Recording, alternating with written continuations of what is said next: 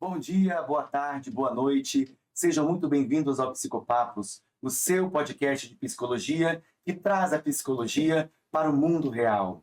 Hoje nós vamos tratar de um tema muito importante, que é justiça que acolhe, a psicologia na vara de infância e juventude. Um tema sério, um tema que pode transformar a vida das pessoas e, para tanto, nós trazemos aqui a psicóloga Flávia Nunes e a juíza de direito, doutora Manuela Tomasi, que vão falar para nós como a psicologia e o direito se entrelaçam nesse trabalho para a garantia de direitos humanos e trazer a essa população, muitas vezes vulnerabilizada, dignidade.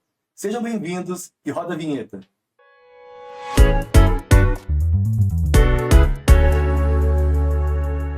A doutora Manuela Tomasi é juíza de direito da primeira vara de infância, juventude e idoso aqui de Angra dos Reis.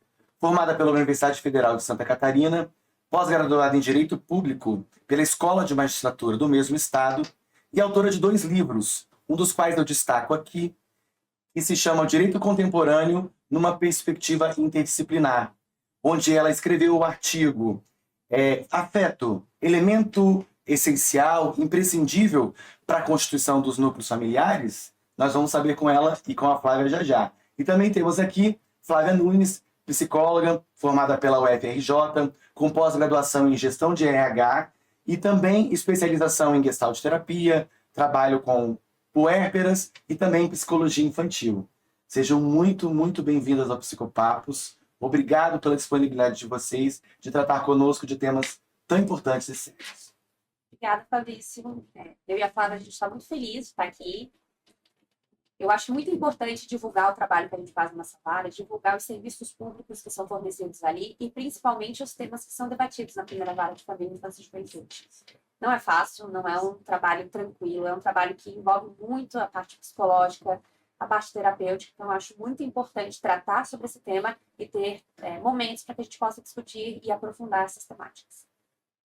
Eu acho importante a população ter acesso a isso também, saber o que a gente faz, né? Que eu acho que muita gente não tem ideia, né, do que é o nosso trabalho, exatamente. Então, acho importante isso ser divulgado. E é por isso que a gente quis esse tema, por isso que nós visitamos vocês lá, porque a gente vê um trabalho muito forte da psicologia no auxílio, em parceria com a justiça, para promover esses direitos. E antes da gente começar, e já começando, eu gostaria de saber como é que a doutora Manuela, como é que a psicóloga Flávia Nunes vieram trabalhar na primeira vara de infância e juventude de Angra dos Reis. A minha família é de Nova Trento, uma cidade pequena, no interior de Santa Catarina, cidade linda, mas pequena, com 10 mil habitantes. Eu morei lá grande parte da minha vida, e quando eu resolvi fazer direito, eu me mudei para Florianópolis. Enquanto eu morava lá, tinha uma família estruturada, tinha pai, tinha mãe, irmã. Quando eu tinha 14 anos, a minha mãe faleceu. Isso mudou um pouco o curso da minha vida. Inicialmente, eu queria fazer jornalismo, mas eu acho que essa questão da perda da minha mãe me trouxe a necessidade de sentir um pouco mais de segurança. E o direito veio alinhado a essa temática. Então, eu comecei a estudar sobre direito, verificar se era isso que eu queria, se eu gostava. Eu gostava muito de escrever, ainda gosto, gostava muito de ler. Então, eu acabei deixando o jornalismo de lado e fui para o direito. Assim, eu me mudei para Florianópolis, fiz a faculdade de Direito e desde o primeiro semestre eu queria ser juíza. Então foi uma construção muito lenta. Hoje me ver aqui me remete a toda essa história que foi feita. Posso imaginar. Porque entrando no direito eu descobri um novo mundo, um mundo ao qual eu me sentia pertencente. Um mundo que falava sobre psicologia, um mundo que falava sobre direitos, um mundo que falava sobre história, um mundo que me trazia noções de vários tipos de parcelas da sociedade. E aquilo me interessou muito. E assim comecei a construção de como eu faria para ser juíza. Então, fiz a minha faculdade muito bem feita, sempre fui muito dedicada àquilo que eu queria.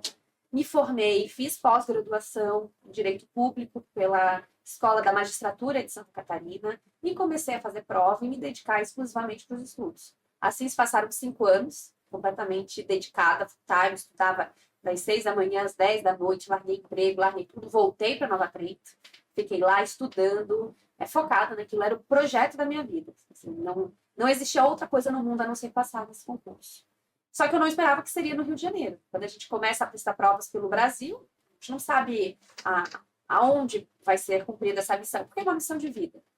E acabei passando nas etapas do Rio de Janeiro, um concurso difícil, tinha 10 mil candidatos no início, ficamos 23 no final. Então foi feita uma peneira muito grande, e a partir do momento que eu assumi a titularidade aqui em Angra dos Reis, eu descobri um outro mundo do Rio de Janeiro, porque é uma nova realidade. Acabei vindo para a vara da infância por escolha. Quando a gente terminou o curso de formação, tinham várias possibilidades, tinha vara civil, vara criminal, e eu escolhi a vara de família, muito pela minha história de vida e muito pelo que eu desejo fazer ainda no futuro, que eu desejo, onde eu desejo trabalhar, onde eu desejo me aprimorar. Então, assim, eu vim para Angra dos Reis, não conhecia, nunca tinha vindo. O primeiro dia que eu pisei em Angra dos Reis foi realmente para chegar no fórum. Então, eu vim olhando a cidade, cheguei e pensei, aqui que eu vou trabalhar. Não tinha nem casa, não estava com a mala no carro, era eu e um sonho de ser a juíza da vara da família de Angra dos Reis. E nisso se passaram 10 meses e aqui estou. Não tem nenhum ano que você Não está tem aqui na nenhum cidade ano. ainda. E tá Não. gostando? Estou gostando, estou me desafiando, como eu disse, vir para cá sozinha, mulher, e tomar essa posição é muito difícil. Tem muitos desafios que eu enfrento diariamente. Mas é muito gratificante também. Eu venho ficando. Eu estou deslumbrada assim, com a profissão, feliz Bom, e tentando me qualificar ainda mais para fazer um bom trabalho. é importante que haja um entendimento nosso, e esse podcast ele é feito muito para estudantes, da importância do estudo. Não é simplesmente você decidir querer ser juíza ou psicóloga ou o que quer que seja e achar que isso vai acontecer magicamente porque você tem uma luz aí de inteligência que suprime os estudos. Nada suprime os estudos. E eu digo isso para mim mesmo, porque é um esforço você estudar. E você, Flávia, como foi que você veio ser psicóloga na vara de infância e juventude aqui em Angra? E no Rio, assim, a minha família paterna é do Rio, mas a minha família materna é de Barra do Piraí. E aí, por volta dos 5 anos, eu fui para Barra do Piraí, porque meus pais se separaram, eu tinha aí uns 4 anos de idade. Então, eu retornei com a minha mãe para Barra do Piraí, né? Fui criada lá, mas retornei para o Rio para fazer faculdade aos 17 anos, mais ou menos. Aí, eu ia fazer medicina, mas aí eu lia muito, né? Meus pais são educadores, então eu tinha essa coisa da leitura muito comigo. Aí eu optei pela psicologia, pela área de humanas, né? E aí mudei um pouco meu curso, né? De tudo, porque queria fazer o UFRJ e passei no vestibular da UFRJ, e era encantada pela faculdade e tal. E aí fui fazer psicologia. E sempre depois, assim, eu não tinha a menor ideia de tribunal, não tinha conhecimento do concurso. E justamente o primeiro concurso foi quando eu me formei, que foi a primeira turma. Aí eu ouvi falar desse concurso, né? Uma colega minha passou no primeiro concurso que teve. Foi em 97, a primeira turma acho que assumiu em 99, se não me engano. E aí que os psicólogos começaram a entrar no tribunal. Pode dizer que você foi pioneira aí nessa Não, área da eu profissão, ouvi né? falar. Não, só ouvi falar, porque eu entrei há pouco tempo. Eu tenho Ah, tá. 6 anos de tribunal, entendeu? Eu não fazia ideia do que fazia um psicólogo no tribunal. Eu falei assim, deve ser legal isso, né? E aí eu comecei a me informar, mas aí fui viver minha vida, fui trabalhar em outras coisas, né? Aí trabalhei em tudo, assim, em RH, em saúde mental, em assistência, em consultório. Assim, tive toda uma trajetória, né, muito em clínica, porque eu falo que assim, está na minha essência a clínica, eu adoro psicologia clínica, nunca abandonei a clínica. E aí, mas eu resolvi que eu queria fazer concurso para o TJ, porque eu comecei a gostar muito, a estudar isso, e aí fui estudar E precisou estudar. muito, e fiz mais ou menos como a doutora Manuela, virou um projeto de vida isso para mim. E aí fui fazer curso, fui estudar direito, falei assim, vou aprender isso aqui. Né? Tenho que aprender isso aqui para poder entrar no tribunal, porque eles exigem isso da gente. Ah, Né? E a gente vai aprender direito. Eu falei assim, gente, como eu vou aprender isso aqui? Né? E aí fui fazer cursos. Aí comecei a fazer e gostei muito. Falei, gente, eu faria isso aqui muito. Nossa, direito é uma coisa que tem lógica, né? Para a vida prática. É uma coisa que você pode aplicar na sua vida, que facilita a sua vida. Todo mundo deveria estudar todo direito. mundo deveria estudar direito, concordo plenamente. Aí eu comecei a ler constitucional, aí eu falei, nossa, mas é difícil, administrativo, civil, e comecei a estudar aquilo ali, e aí fui estudar muito. Não é fácil. Eu acho engraçado que o que eu gostei muito na faculdade foi psicologia jurídica. E eu pensava, eu poderia estudar isso aqui também. Não, Como as duas psicologia matérias se jurídica completam, né? se completam E, muito. e é importante que vocês duas tenham essa visão, né, a visão da psicologia para o direito e do direito para a psicologia, mas um ponto em comum que eu vi na fala de vocês, e eu gostaria que vocês confirmassem isso, é o quanto a experiência pessoal de vocês as trouxe para onde vocês estão profissionalmente. Sim. Ambas citaram situações familiares, não é? Que as trouxeram aqui. Como que isso moldou vocês enquanto profissionais? Eu acho que não tem como dissociar quem é o pessoal e de quem é o profissional. Não tem como. Não tem como eu ser uma boa profissional se eu não for uma boa pessoa. Então, é normal que os acontecimentos da minha vida me modelem para eu ser a juíza que eu sou hoje. Em todos os sentidos, eu digo até os traumas, os aprendizados, as minhas qualidades, os meus defeitos, tudo isso forma a profissional que eu sou hoje. Então, é claro que a formação que eu tive, a educação que eu tive dentro de casa, meus pais eram professores, então a educação sempre foi muito batida dentro de casa, como se você quer mudar a sua vida, estude, não existe outro caminho. Então eu trago sempre isso. Então, hoje eu trabalho às vezes com adolescentes que estão fora da escola, onde o ensino não é a prioridade, e isso me dói pessoalmente, porque eu sei que não existe outro caminho. Eu sei que a minha vida foi modificada pelo estudo. Eu sei que eu não seria juíza de família, provavelmente, se minha mãe não tivesse falecido, se eu não tivesse sentido aquela dor, que eu carrego até hoje. Então, tudo isso me moldou e ainda me molda, e a terapia, a psicologia faz parte disso para eu entender e não ser tão automática a compreender como os acontecimentos me trouxeram até aqui.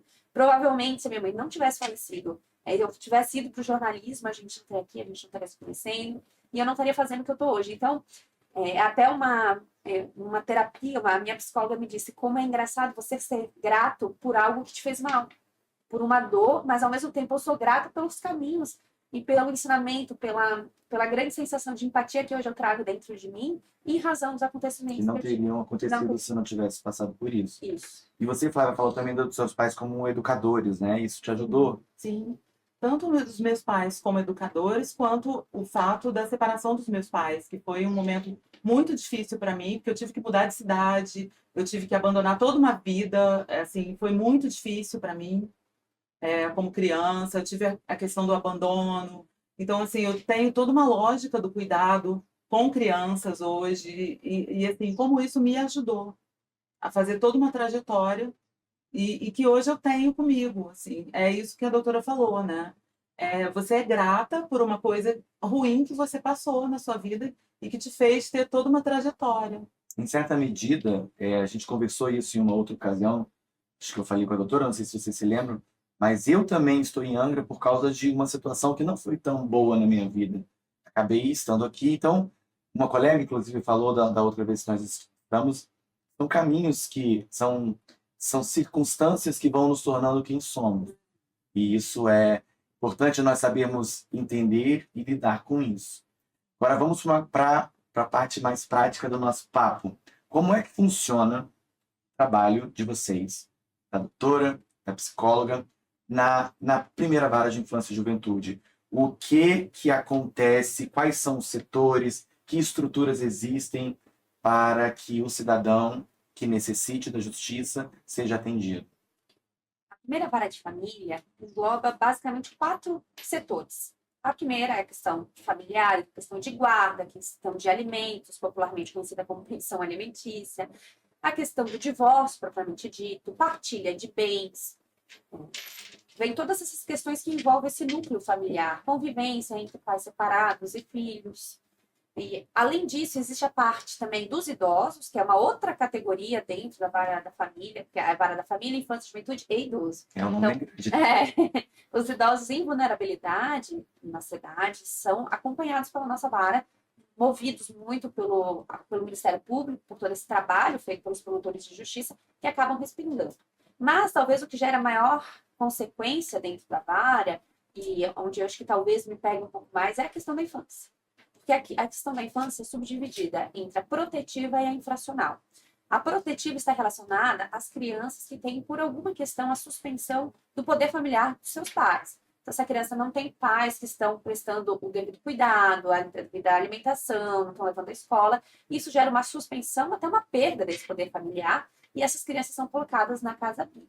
A gente tem uma casa-abrigo aqui em Angra dos Reis, que tem mais ou menos 45 crianças, que são reanalisadas a sua situação a cada 3 meses. Então, a cada 3 meses a gente analisa. Por que não está com o pai? Por que não está com a mãe? Pode estar com o pai? O que o pai precisa para exercer esse poder familiar? Precisa fazer um tratamento no CAPS? Precisa de uma terapia? Precisa de uma casa? Precisa de um lugar social? É questão de higiene? É claro que a questão da condição financeira dessa família não é analisada. É analisada quais são as ferramentas que a gente pode dar para esses pais exercerem o seu poder familiar. Então, dessa área protetiva, a questão da ITIC, que é a parte onde a Flávia trabalha, me ajuda muito. Porque eu sempre peço pareceres, peço relatórios, peço estudos sociais e psicológicos para, então, entender qual medida eu vou adotar. Além dessa área protetiva, a gente tem a parte infracional. Então, qualquer ato infracional cometido por um menor de 18 anos na cidade de Angra dos Reis cai comigo. Vamos dizer, popularmente crime. Não é crime, porque não é maior de 18, é um ato infracional, mas é análogo ao crime. Então, tráfico, estupro, se ocorrer um homicídio, um roubo, qualquer dessas situações cai para mim. E eu aplicarei uma medida socioeducativa se esse adolescente for condenado. Menos de 12 anos, a gente aplica medidas de proteção. De 12 a 17, 18, a gente aplica uma medida socioeducativa, que pode ser tanto uma advertência, quanto uma prestação de serviço à comunidade, liberdade assistida, que é um acompanhamento feito pela comissária da Infância e Juventude. Temos também a semi-liberdade, que esse adolescente fica internado de segunda a sexta. E, por fim, a internação, que se assemelha à prisão, que inicialmente é de 6 meses, se houver bom comportamento, há uma progressão de regime, caso contrário, pode permanecer internado até 3 anos. Então, eu cuido dessas duas searas da infância. Quando chega alguma situação de infância para mim, eu tenho que analisar se é protetiva ou infracional. Nessa parte do infracional, a equipe técnica não atua tanto, porque é o próprio magistrado que faz a análise de qual medida socioeducativa será aplicada. É basicamente essa estrutura. Perfeito. E como é que a psicologia, como é que os psicólogos, Flávia, trabalham nesse auxílio ao magistrado, à magistrada, nesses casos de medidas protetivas? A gente atua mediante processo, né? Os processos chegam para a gente, né? A doutora Manuela envia para a gente todos os processos, não só dessas medidas, mas de família, de todos esses processos que ela falou, de curatela, né, de idosos, de divórcio, de todas essas áreas, né? E a gente atua neles fazendo os nossos pareceres. A gente chama as famílias, chama as crianças, faz avaliação de 3 em 3 meses, no caso dos adolescentes só da casa-abrigo, das crianças, chama todo mundo e aí faz os nossos pareceres e envia para a magistrada, né? E aí ela vai tomar a decisão dela, baseado nos pareceres dos assistentes sociais, dos psicólogos, né? do MP também, né? E às vezes do defensor, e aí ela toma a decisão dela baseada em tudo isso. E para fazer os pareceres, opinar, enquanto profissionais psicólogos, para auxiliar o juízo nas decisões, vocês se valem de que instrumentos? Vocês entrevistam as famílias? Entrevista com as próprias crianças, com as famílias, às vezes visita, a gente discute caso com as equipes, com CREAS, com CRAS, com CAPS, CAPS-AD, com toda a rede. Tudo isso permite que vocês formem um entendimento Sim, que vai embasar sim. a decisão da juíza naquele caso específico.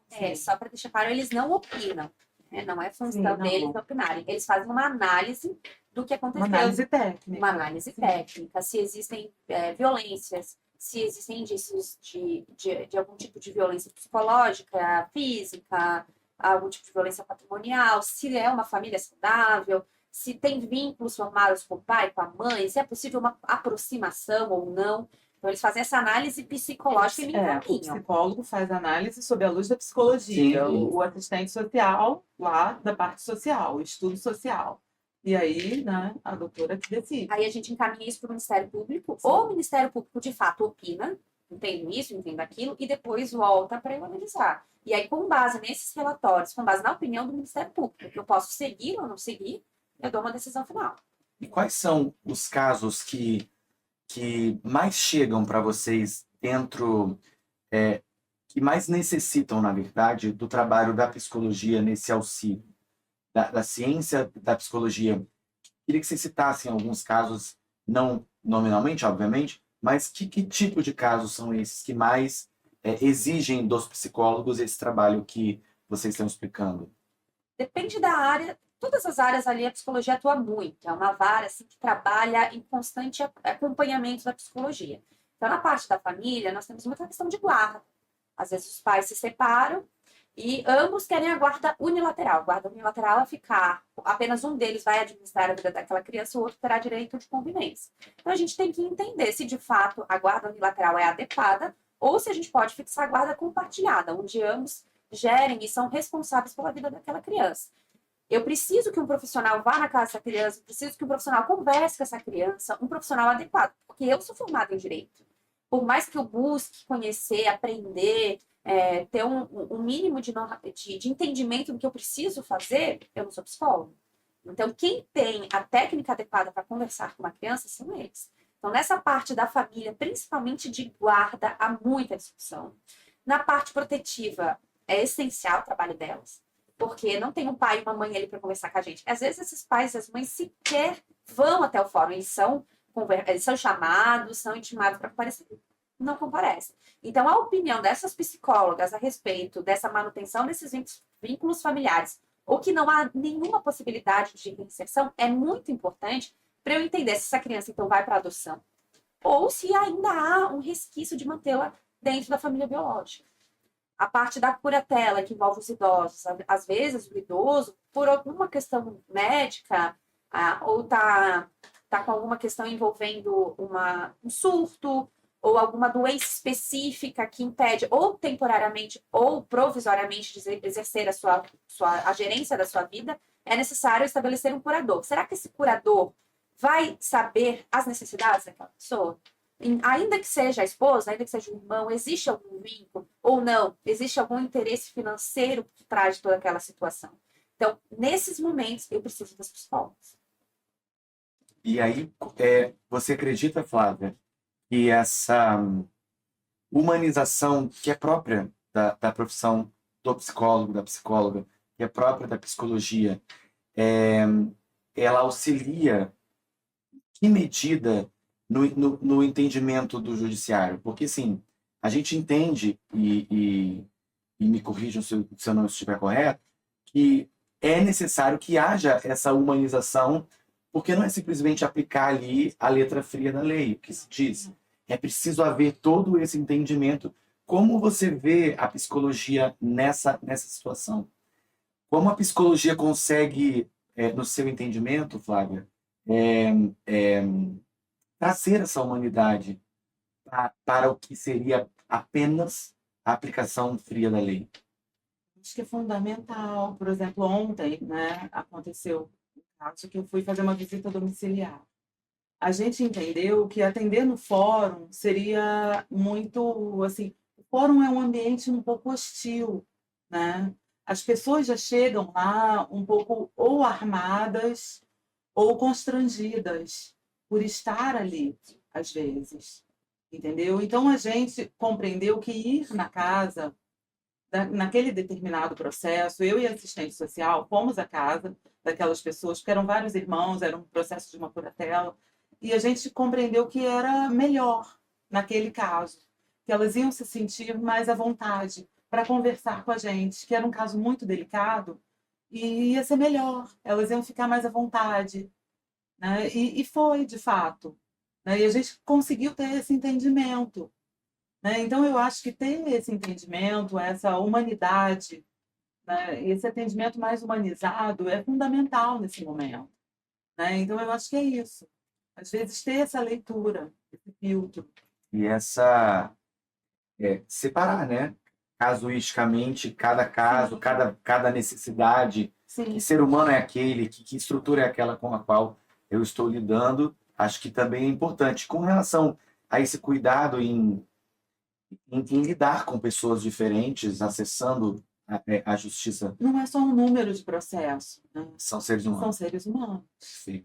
E muita gente não sabe, e acredito que isso é uma evolução, que a justiça tem esse olhar. E nem sempre foi assim. A gente já conversou em outras ocasiões que isso, assim como tudo na sociedade, é uma coisa que gradativamente vai sendo vivida, avaliada e vão se criando os, os critérios para melhor atender. Mais uma vez, se eu não estiver correto, me digo, mas não é desde sempre que se usa psicólogos para atender dentro da justiça. Então, doutora Manuela, como que é, na sua visão, como a senhora vê essa evolução do direito, da aplicação do direito, da justiça, considerando assistentes sociais, psicólogos, ali no dia a dia do que se é decidido nas varas de família? O olhar sobre a família ou sobre as crianças vem mudando ao longo dos tempos, dentro do nosso ordenamento jurídico. Então, inicialmente, antes, principalmente da Constituição de 88, a gente tinha um olhar para a criança muito de delinquente. Adotava-se a teoria da irregularidade. Então, a partir do momento que aquela criança estivesse irregular, uma situação irregular, aí sim o Estado se preocuparia com ela. Mas a criança só estaria irregular se ela estivesse na rua abandonada ou causando algum problema. Então, não havia esse olhar de cuidado, de afeto e de priorização no seu atendimento. Teve o Código de Menores, teve o Código Melo Matos, que foram legislações que vêm analisando para a criança dessa forma, baseada na situação irregular. Com a Constituição de 88 e com a edição do Estatuto da Criança e do Adolescente, de 1990, mudou-se esse paradigma. Hoje, a criança e o adolescente têm proteção prioritária da sociedade, do Estado e da família. Com isso, preocupou-se um pouco mais com o que vem acontecendo dentro da casa das pessoas. O que antes a gente analisava só para as ruas, essa criança está dando problema, hoje não. Por que essa criança está em silêncio? Então, hoje o silêncio, inclusive, é algo que chama a atenção da justiça, da família e da sociedade. Então, com essa necessidade de entender o que vinha acontecendo dentro da casa das pessoas, o direito entendeu que ele, por si só, seria insuficiente para sanar esses conflitos. E a interdisciplinaridade com a psicologia, a interdisciplinaridade com outras áreas, com a área da comunicação, com a área educacional, com a área das psicólogas, seria fundamental para a gente resolver os conflitos que a gente tem dentro da justiça. E assim, legislações vêm sendo editadas para que haja essa introdução no direito. Em 2017, veio a questão da escuta especializada e do depoimento especial. E aqui surge também uma alteração em relação à forma como a gente escuta essa criança. Hoje, se houver algum tipo de violência contra uma criança, seja ela sexual, física, psicológica, não sou eu que escuto diretamente essa criança, tem um intermediador. Esses intermediadores ou são assistentes sociais ou são psicólogas que escutam essa criança. Eu estou na minha sala fazendo perguntas por influência. Então, existe um triângulo. Eu, a psicóloga e a criança. A criança está numa sala adequada para ela, num ambiente que não é hostil, num ambiente que tem livros, num ambiente que tem ursinho, conversando sobre uma temática muito difícil para a vida dela. Ela responde para a psicóloga, eu escuto e faço a pergunta diretamente. Assim a gente consegue entender e acessar o nível de conflito, o nível de dificuldade, de problema que aquela criança está enfrentando. Antes dessa lei, os juízes faziam essas perguntas diretas. Só que, como eu falei, eu não sou psicóloga, então por mais que eu busque ser a pessoa mais empática do planeta Terra, eu não tenho uma formação nisso. Isso vinha gerando muitos problemas dentro do direito. Então, com a lei da escuta especializada, hoje quem conversa com essas crianças são os psicólogos e os assistentes sociais. Isso não quer dizer que se a criança quiser falar para mim, ela não possa. Já teve situação que elas sentaram e conversaram comigo, e eu tentei estabelecer todo o protocolo do CNJ que fala sobre escuta especializada. Mas o padrão hoje é que essa criança seja ouvida por uma profissional qualificada, uma psicóloga. A importância da psicologia nesse trabalho. E como é, Flávia, a autonomia que você tem enquanto profissional psicóloga dentro desse contexto de escuta especializada? Você pode, se você entender que determinada pergunta do magistrado ela não é pertinente, você pode não fazê-la, você é obrigado a fazê-la, obrigada a fazê-la. Como é que isso funciona na prática? Quem faz depoimento especial é a ETICRIM, não Sim. é a gente da ETIC, entendeu? Mas eles têm essa autonomia, sim. Então, o psicólogo tem essa autonomia de dizer, não, Sim, essa pergunta tem. talvez não seja... Vai trazer algum transtorno De à criança. mudar a pergunta ou de dizer não. entendeu? Mas quem faz isso é a ETICRIM, não é a gente da ETIC, não. Teve uma vez que eu estava conversando com uma profissional, porque para você fazer essa entrevista, você tem que fazer um curso, fornecer pelo Sim. tribunal, tem toda uma qualificação muito cuidadosa. Eu conversando com uma profissional que fazia isso, ela disse que teve uma situação na qual o magistrado queria que a criança falasse o local específico onde ela sofreu um tipo de violência. E a criança não queria falar, a criança só mostrava com gestos. E o magistrado ficou, eu quero que ela fale, eu quero que ela fale. E a profissional falou, não, eu não vou fazer essa pergunta, porque a gente já entendeu onde foi, e eu não vou continuar revitimizando essa criança para que ela fale o termo técnico adequado que o senhor quer. Então, eles têm essa autonomia e esse cuidado de não gerar essa violência institucional, que inclusive está prevista em diversos tipos de legislações. E tem uma questão delicada aí, que é essa, né? Às vezes, o profissional do direito tem uma visão que eu entendo, que é de produção de provas, né? E às vezes, sem querer, ultrapassa certos limites ali. É exatamente isso. Entendeu? Ultrapassa certos limites e que a gente ali está ali para isso, para, né, não revitimizar, tentar não revitimizar. Entendeu? Porque a criança, às vezes, já passou por vários lugares. Já falou na escola, já falou na delegacia, já falou em muitos lugares, no conselho tutelar. E isso é muito complicado. Porque no momento que a gente, como operador do direito, está analisando aquela situação, a gente entende que uma consequência vai existir para quem violou aquela conduta, aquela tipificação.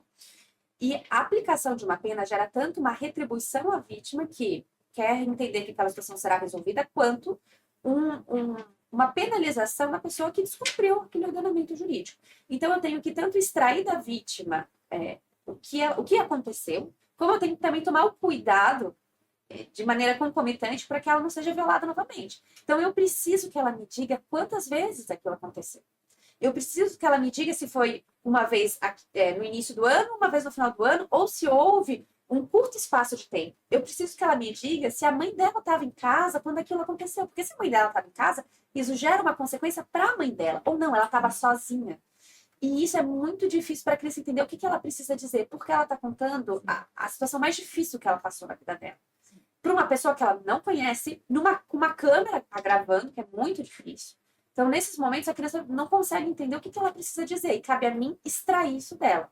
Como a gente fica nessa ânsia de extrair a parte jurídica, tem que ter esse intermediador que fala, calma lá, isso aqui, daqui para frente vai revitimizar e eu não vou perguntar. E aí, nesse caso, é mais importante do que a prova em si, Com certeza. ao bem-estar e a saúde psicológica da criança. A partir do momento que a profissional fala para mim, não vamos avançar nessa temática, não vamos. Teve um caso também de uma criança que a gente tinha todos os indícios que houve uma violência sexual, assim, com outros relatos, com outros depoimentos, mas chegou no dia, a criança falou que nada aconteceu. E a gente achava, assim, tinha quase certeza que tinha acontecido, a gente queria insistir. A psicóloga falou, não. A partir do momento que ele disse que nada aconteceu, a gente não vai ficar aqui cavucando essa história para gerar uma outra questão psicológica para ele. E a gente parou. E a pessoa foi absolvida.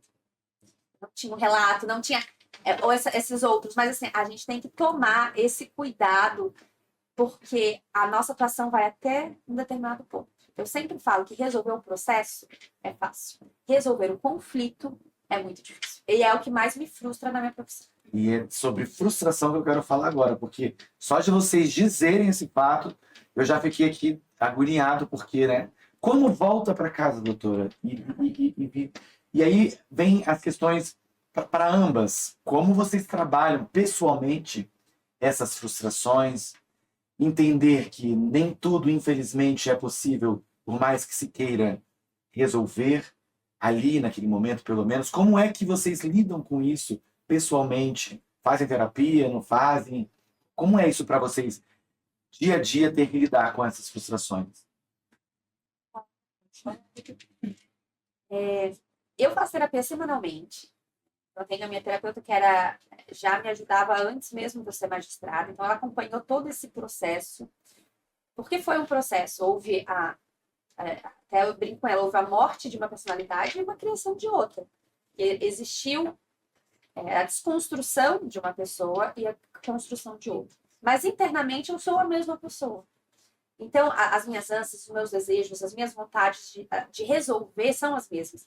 Mas existem determinados limites que eu preciso observar. Então, muitas vezes eu volto para casa triste, eu choro.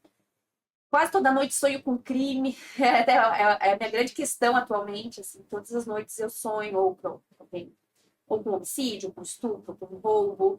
E isso é apresentado para mim, falando na parte da psicologia, segundo o que foi explicado pela minha psicóloga, que como eu escuto muitos relatos, isso é uma forma de vivência também. Então, é como se eu diariamente vivesse inúmeros tipos de violência. Mas o meu cérebro sabe que eu não vivi. Então, inconscientemente, eu sonho com isso e me preparo com isso, me preparo caso um dia isso aconteça comigo. Então, existem muitos reflexos psicológicos. O preço é altíssimo, não sei, para a Flávia também imagino que deve ser, porque você vê situações as quais você quer resolver e você não pode. Sua função é limitada. E aí você vai se reformulando para tentar minimamente se blindar de tudo isso que acontece e continuar existendo seu trabalho, para que não chegue um momento que tudo isso sature, você fale, não, eu não quero mais nada com isso. Então é muito difícil. Eu posso imaginar. E para você, Flávia, como é que você lida com o seu psicológico diante disso tudo? Eu faço terapia também, porque para cuidar das pessoas eu tenho que cuidar de mim também, né? E é difícil, assim. Tem dias em que eu falo, nossa, é um trabalho de formiga, assim. Eu não estou conseguindo fazer nada aqui, meu Deus, o que que eu estou fazendo? E, assim, além disso, tem o nosso volume de trabalho. E, às vezes, eu me sinto uma produtora de relatórios, porque não está dando tempo de fazer o trabalho que eu gostaria de fazer. Às vezes, eu gostaria de me debruçar mais sobre determinados casos. E não está dando tempo, porque o nosso volume de trabalho está enorme, sabe? Está muito grande. E a gente tem que produzir. Eu acho que às vezes o tribunal quer isso da gente. Né? É uma crítica que às vezes eu faço ao Tribunal de Justiça. Parece que eles querem isso da gente, que a gente Números. produza. Sim. E são pessoas, né? Ninguém que chega lá está bem. E a gente tem que ter uma escuta, a gente tem que fazer um trabalho bem feito, né? Assim, eu me sinto, às vezes, uma produtora de relatórios, sabe? Eu poderia fazer melhor, mas o tempo não me permite isso. É porque a gente tem que trabalhar com a quantidade e qualidade. A gente tem metas para serem batidas diariamente. A gente precisa bater essas metas, a gente precisa resolver. Há uma cobrança clara, né, direta, a cobrança de mim, uma cobrança minha para elas também, porque a gente precisa resolver os casos. Só que às vezes os casos eles demoram. A questão psicológica é algo que às vezes vão demorar anos para você entender o que vai ser, qual é o melhor caminho. Às vezes a gente está num determinado viés e aí a gente fala, não, vamos fazer o seguinte, vamos suspender esse processo por 6 meses, entender como as partes vão resolver essa questão, como é que elas vão lidar com esse novo rearranjo familiar, e aí depois a gente continua. Só que a gente não tem esse tempo, porque processos não podem ficar parados. Então, é uma angústia diária de até que ponto eu posso correr com esse processo, até que ponto eu vou ter que falar, não, isso aqui vai ter que esperar, porque não é assim que a gente vai resolver. Então, a qualidade versus a quantidade é um dilema que nos afeta muito. Além de toda essa questão de ser um ambiente pesado, difícil, onde a gente escuta coisas muito complicadas, também tem a questão da produtividade, que nos afeta bastante. E aí acaba, é uma dicotomia, né, entre atender de forma humanizada e entregar resultados. Sim. Isso também deve ser algo que pesa, né, psicologicamente. Eu também sonho todos os dias, só que eu sonho com criança. Eu sonho com criança todos os dias. Eu acordo de madrugada pensando em casos, como resolver. Aí, às vezes, eu penso em alguma coisa, eu anoto para não esquecer. É assim.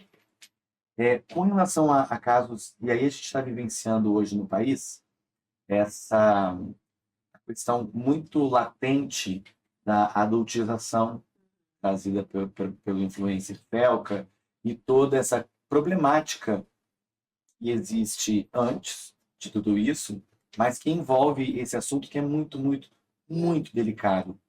Eu queria que vocês falassem um pouco, dentro das possibilidades do se dizer, como é que vocês lidam com essas questões no contexto psicológico e judicial, com questões de abuso sexual infantil, dentro de contextos de alienação parental? Como na prática, como se resolvem essas questões, se é que A gente sabe que para resolver precisa de toda uma estrutura além da justiça. Quando chega na justiça, o caso já aconteceu. Como é lidar com esse assunto tão delicado? Essa questão trazida pelo influenciador é muito importante, porque nós somos uma vara da infância. Então, hoje, para uma criança se apresentar publicamente, por exemplo, teve um festival de teatro aqui na cidade, e eu dei vários alvarás para crianças menores de idade participarem desse evento. É necessário, elas não podem participar publicamente sem uma autorização do juiz da infância. Agora, para uma criança participar de uma live, ninguém nos consulta. Para participar de um reality show, como ele pensou, nada era requerido. Então, existe realmente um espaço público, que é a internet, onde não há nenhum tipo de fiscalização pela Justiça da Infância. E engraçado que na vida real, nesses teatros, espetáculos, show, a gente participa, a gente atua. A gente aplica multa se a criança participa sem uma análise da Justiça da Infância e Juventude. Mas na internet não. Então é claro que isso gera reflexos. Tem também o oversharing, que é um termo utilizado dos pais que publicam muito sobre os seus filhos. Até que ponto isso não viola a intimidade dessas crianças? Ou qual que é a medida que um pai, por ter o poder familiar, pode de fato publicar fotos das crianças? Então existe uma discussão sobre o excesso e aonde o pai está exercendo apenas o seu poder de ser pai e de querer divulgar fotos dos seus filhos. Isso reflete na justiça e são temas que a gente tem que atuar. Porque além disso vem toda essa questão que você falou, do abuso sexual, que é o que mais aparece na nossa vara, assim, dentro É o campeão de audiência. eu acho que seria abuso sexual, em segundo lugar, abuso psicológico. Porque eu acho que a violência física deixa marcas. Então, hoje, as pessoas tomam determinados cuidados falando dos abusadores para não deixarem marcas. E a violência sexual, muitas vezes, também não deixa. Porque passar a mão, se não houve a conjunção carnal, eu não tenho um laudo, eu só tenho a palavra da criança. Ou de testemunhas que raramente existem. Então, você tem que lidar com suposições do que houve e contar que aquela criança vai, de fato, revelar o que aconteceu. Mas a subnotificação é muito grande. Então, você só consegue verificar que algo aconteceu quando há uma mudança de comportamento. Quando abaixa o rendimento escolar, quando a criança fala uma frase estranha na escola que a professora pega. Vários casos aparecem assim para mim. Eu estou com uma diretora, né, que semanalmente está na minha sala. Eu falo para ela, meu Deus, esses teus alunos estão te dando trabalho. Ela nem me fala. Porque toda semana ela está lá depondo sobre ou violência física, ou violência sexual, ou violência psicológica. Então, adolescentes que falam que não se vestem mais de determinada roupa porque não querem que os outros a olhem como determinado fulano olhou. E isso gera reflexos psicológicos absurdos. Que eu vou dar uma penalização ali, mas as consequências psicológicas vão perdurar. E aquela criança vai crescer, vai se tornar um adulto, e se não tiver um acompanhamento, terá muitos traumas para serem resolvidos. E, Flávia, você acha, e a senhora também, doutora, que há um aumento desses números de casos hoje, ou hoje existe uma visão mais apurada sobre fatos como esse e que fazem com que isso seja trazido à luz do que antigamente, por exemplo, há 30 anos atrás, que essas coisas eventualmente aconteciam, mas isso não vinha à luz como vem hoje por conta da internet, ou por conta mesmo do esclarecimento das profissões, dos profissionais, das pessoas. O que você pensa sobre Eu isso? acho que a sociedade mudou, na verdade. Né? Eu acho que antigamente as coisas eram abafadas. Né? Existia o machismo, existia o... E ainda hoje eu acho que existe. Isso ainda é abafado. Né? Como a doutora falou, existe uma subnotificação. É muito difícil ainda falar. É muito difícil ainda falar sobre isso. Existe a vergonha. Existe muita coisa ainda que não é falada. Né? Então, eu acho que assim, as coisas vêm à tona, mas ainda muito subnotificado. Não tudo que chega. E dentro também, não só desse tema, por óbvio, mas acredito que vocês lidam com muitos casos desafiadores, né? E eu queria que vocês dissessem casos assim que mais lhes desafiaram, obviamente, respeitando as identidades, ninguém quer expor ninguém, mas eu queria, não só para saber isso, mas eu queria que nós chegássemos a partir disso, o que esses casos ensinam a vocês sobre o limite da atuação da instituição e o poder de cuidado que deveria existir na sociedade. Conseguem compreender?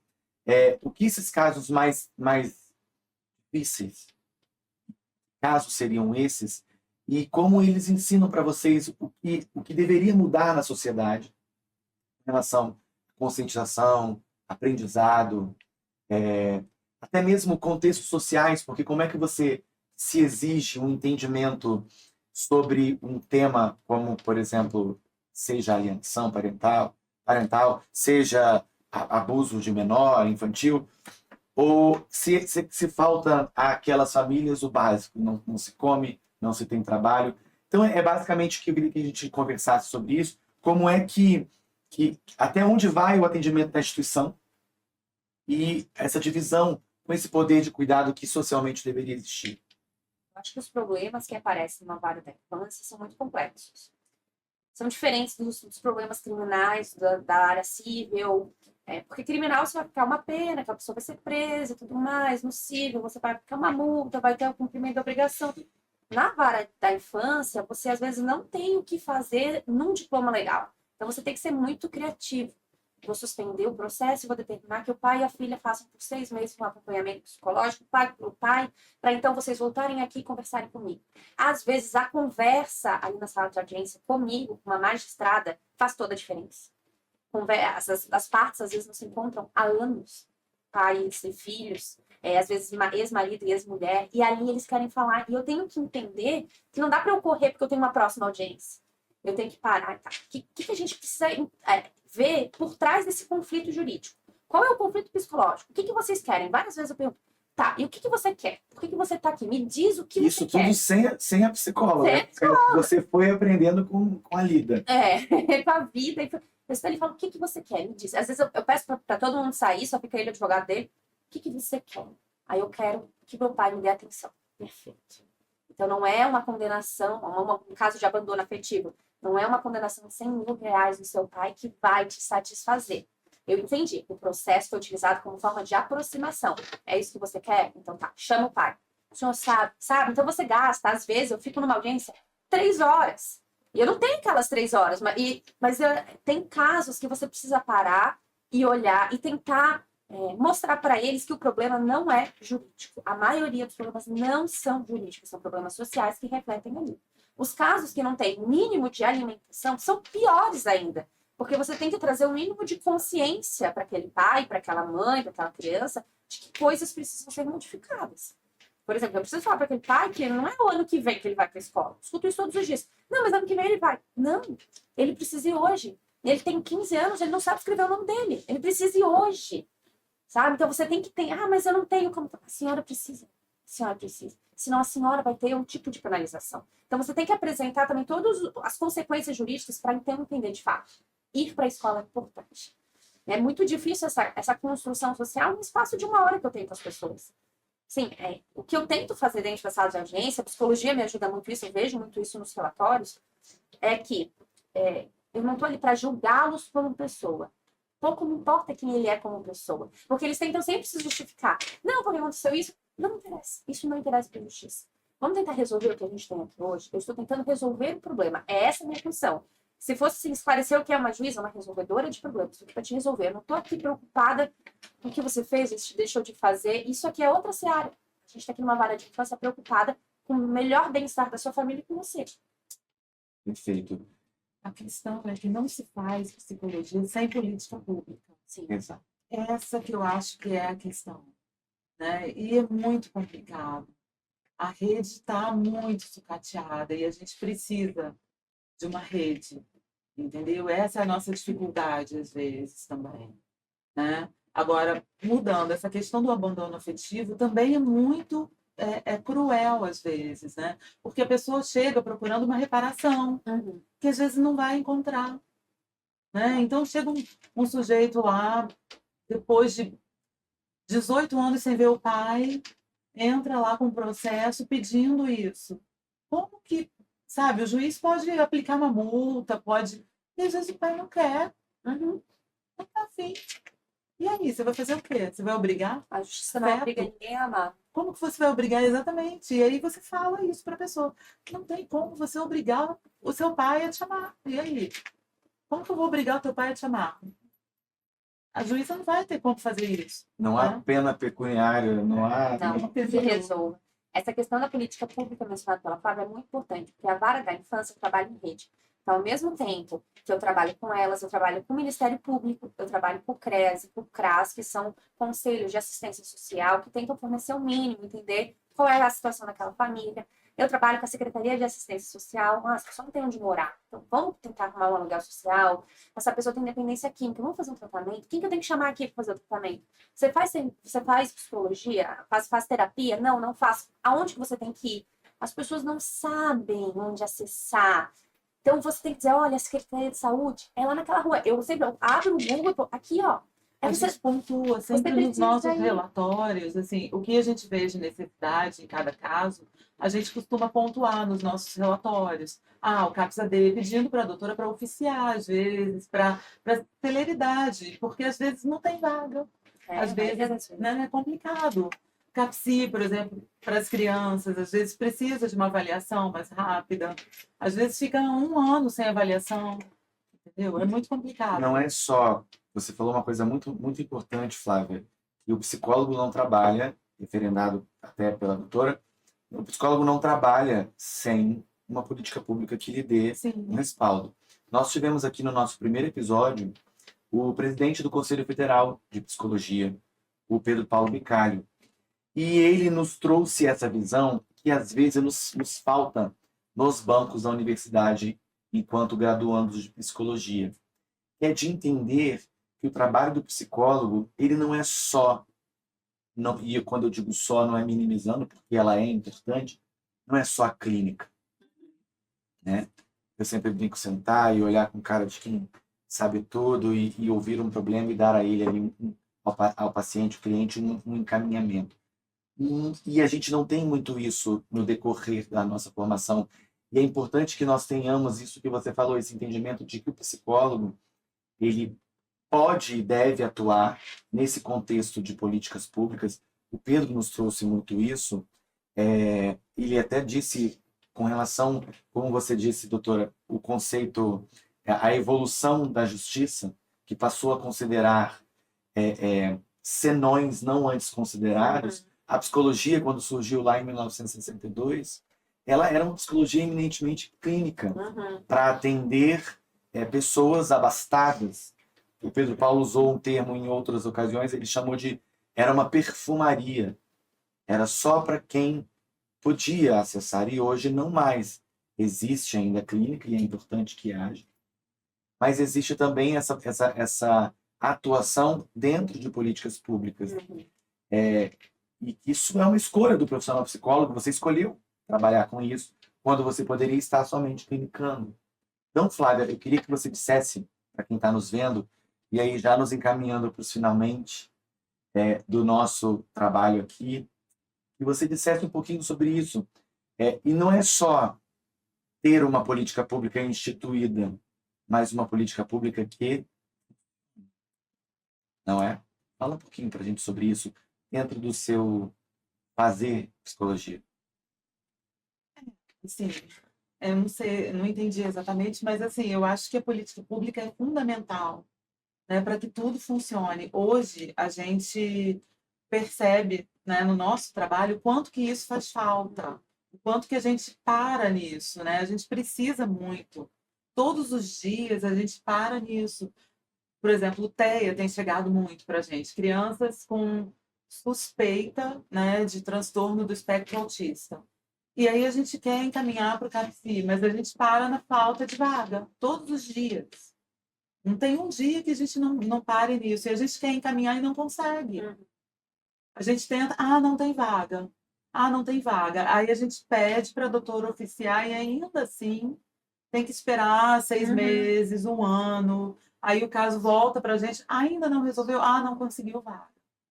Então, assim, como fazer sem política pública? Entendeu? E aí é difícil, aí às vezes a gente para, que aí o pai não quer estar com o filho porque tem dificuldade de lidar com aquela criança. Então isso respinga naquele caso. Respinga na regulamentação de visita, respinga na guarda, respinga em tudo, se você for pensar. Entendeu? Respinga na convivência. E assim, sem política pública é muito complicado. Você entendeu muito bem. Sim, E assim, a engrenagem. para funcionar, não adianta a gente só ter a teoria e não ter ali, dentro de uma política pública instituída, como trabalhar. Sim, E é uma outra coisa que deve ser frustrante também, né? Muito. Porque você sabe que deveria existir um caminho e aí ele... tudo. Psiquiatra, por exemplo, em Angra, é uma questão que também é muito complicada. A gente tem que, por isso que eu falo que a gente tem que ser criativo, porque os mecanismos que deveriam funcionar não funcionam. Então você pega aquele problema, você sabe que o problema está ali, você sabe que existiria um caminho para seguir que não funciona. Então, que outro caminho que a gente vai ter que conversar, vai ter que achar uma outra possibilidade? Pressionar o poder público? A gente pressiona sempre. Educação e saúde aqui dá um problema muito sério. As crianças que a gente pega da Casa Abrigo, todas, a maioria, os adolescentes, não sabem ler. A gente pega adolescentes de 12 anos que não sabem ler. Aí a gente volta a falar de educação. Que é o que a gente começou a Que é o que a falar. gente começou a falar, que é a base de tudo. É a base de tudo, é a educação, é o mínimo, assim, você pelo menos saber escrever seu nome, saber ler uma placa, saber como você chega no CREAS, aonde fica, ler uma placa para você chegar, para lá você ser atendido. E aí Mas tem você tudo pensa resumido qual na a educação. chance dessa criança lá na frente. É. Dentro de um mundo que é competitivo, Uhum. e aí dentro daquele contexto de meritocracia, Já todos são têm as crianças mesmas... discriminadas Sim. por serem de um abrigo, elas já sofrem bullying na escola, enfim, é uma... porque estão envolvidas nesse mundo. Eu queria, para a gente, de fato, encerrar, além de agradecer a disponibilidade de vocês de terem vindo gravar conosco, agradecer pelo trabalho de vocês. A gente sabe que tem muito estudo, muito preparo, muita dedicação. É um trabalho que exige muito de vocês. E, para além das horas em que vocês estão ali, vocês trabalham, vocês vivenciam isso 24 horas por dia, até quando estão dormindo. É. Então, assim, obrigado por isso. Obrigado por estarem nessa linha de frente tão necessária dentro desse nosso contexto social, a profissão de vocês. A psicóloga dentro da justiça e a juíza que trabalha em conjunto e dependendo da psicologia. E para a gente, de fato, encerrar, eu queria que vocês deixassem às pessoas, à população, aos estudantes que nos veem, aos profissionais que nos veem, seja do direito, seja da psicologia, é, gostaria que vocês dissessem que a população, que vocês gostariam que a população soubesse, ou sentisse, ou fixasse dentro de tudo que a gente falou sobre o trabalho que vocês realizam. E a gente trabalha de portas abertas. Eu acho que isso é o essencial. Existe um estigma do poder judiciário, do juiz, falar, meu Deus, é juíza.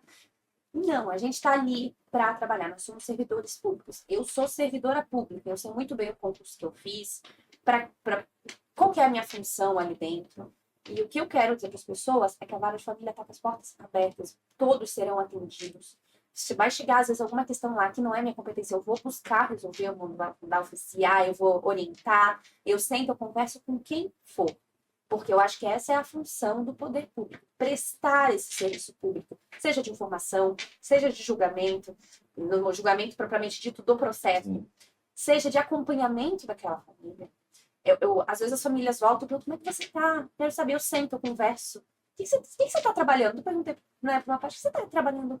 Ah, eu faço bolo. Ah, é? Onde é que você faz bolo? Você conversar, você humanizar aquela pessoa. Porque eles chegam ali com muito medo, constrangidos, como a Flávia falou. E a minha função é falar, bom, eu estou aqui para resolver o seu problema. Eu me preocupo com o seu problema. Eu me importo com você. Talvez essa seja a principal mensagem. Eu me importo com o que está acontecendo e eu farei o que estiver dentro do meu alcance para resolver. Talvez eu não resolva. Mas eu estou aqui para tentar fazer o melhor possível. Porque eu me importo. Eu acho que isso precisa ser dito e frisado. Você tem voz aqui dentro, você é uma pessoa, você tem dignidade, independente de quem você é, do que você faz. Aqui dentro, você tem um nome e você vai ser ouvido. A gente viu, quando estivemos visitando vocês para fazermos a pesquisa para esse episódio, uma família que tinha voltado para agradecer em Sim. virtude de uma adoção que foi feita através da vara, as pessoas voltam Voltam. para demonstrar gratidão pelo trabalho, né? Sim, voltam a fazer convite para aniversário. Mandam Isso, lembrancinha. Semana passada voltou uma família que tinha concretizado a adoção e eles falaram que eles iam passar para me dar um oi. Eu disse, tá bom, eu não os conhecia pessoalmente porque tem a questão do sigilo. E aí, quando eu abri a porta da audiência, eles vieram com um bolo, um brigadeiro. A gente trouxe um bolo, a gente vai tomar um café. A gente tomou um café na sala de audiência, me contaram sobre a vida deles e foi ótimo, assim, formar aquela imagem da pessoa com o nome que você trabalha, porque a gente só trabalha com o nome, né? Essa questão de adoção, para mim, é muito sigilosa. As Sim. psicólogas têm um pouco mais de contato, mas eu busco trazer o sigilo que as partes merecem. Então, foi muito gostoso tomar aquele café, aquela sala de audiência, onde normalmente todo mundo chora, tá preocupado ali, e a parte ainda me disse assim, me desculpa tomar o seu tempo. Eu falei, claro que não. Tá sendo muito bom viver um momento feliz dentro dessa sala onde eu escuto histórias tão tristes. Nossa, deve ser. Ressignificar aquele momento, foi muito legal. E um bolinho tem todo o seu valor, É. né? E agora mesmo, para encerrar, Flávia, que mensagem você deixaria para os estudantes de psicologia que desejam trabalhar com psicologia jurídica, que desejam trabalhar dentro de tribunais, auxiliando os juízos com a psicologia nesses casos? Eu acho que é saber sobre isso, que a gente trabalha no sistema de garantia de direitos sempre, né? Que somos servidores públicos, né? Que fazer psicologia é fazer política pública, mas que, sobretudo, estudar muito, né? Que a gente precisa estar estudando todos os dias e que não é fácil, não é nada fácil. Meninas, quero agradecer a vocês. Obrigado Muito obrigada pela pela oportunidade de falar sobre o nosso Ótimo. trabalho. Chamar a Edilene, nossa colega, que vai trazer lembrancinhas para vocês. Gente, imagina! A gente foi presenteada. Prazer. Obrigada. Imagina, gente. Obrigada. Muito Querida. obrigada, gente, de novo. Prazer. Prazer. Muito A obrigada. gente tá? agradece o carinho de Obrigada. vocês, gente. Obrigada. Imagina. Vocês não sabem, mas essa é a segunda gravação que nós fazemos com as duas, porque no decorrer da aprendizagem desse processo, desse projeto, que é uma novidade para todos nós tivemos algumas intempéries na primeira gravação, e aí, com a ajuda agora do nosso estúdio aqui, a gente conseguiu profissionais para poder captar melhor e editar. Então, eu estou feliz por vocês terem voltado, por terem se disponibilizado mais uma vez para ter esse papo conosco. E você, estudante de psicologia, você profissional, tem muitos vídeos já sendo preparados e outros que já foram postados no nosso canal, a Psicopapos_BR. Dá uma olhada, pesquisa lá no nosso canal, assista os nossos vídeos, tem muito conteúdo importante. Nós também aceitamos sugestões de conteúdo para que a gente sempre melhore o nosso trabalho. Então, hoje nós conversamos com a psicóloga Flávia Nunes e a juíza magistrada, a doutora Manuela Tomasi, sobre a interação entre direito e psicologia nas varas de família. Entendemos a necessidade, de fato, dessa humanização do trabalho do direito, atendendo os seres humanos e aplicando a legislação pertinente, considerando sempre que são pessoas que sentem, que vivem, que têm famílias, e o Poder Judiciário tendendo a ser cada vez mais humanizado nesse atendimento. Obrigado pela sua paciência, pela sua audiência. Obrigado a vocês. Obrigada. E até o próximo episódio.